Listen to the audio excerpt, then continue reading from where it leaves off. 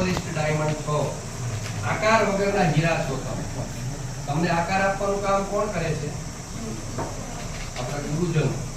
એ શું કરે છે? હીરાનું પાલિશ કરે છે અને એને આકાર આપે છે.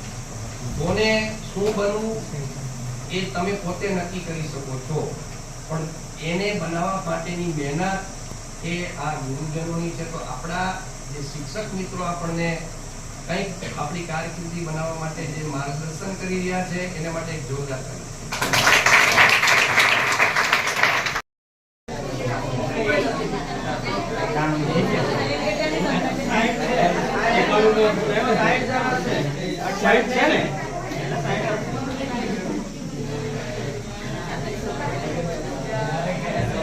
Balik pelak tanu.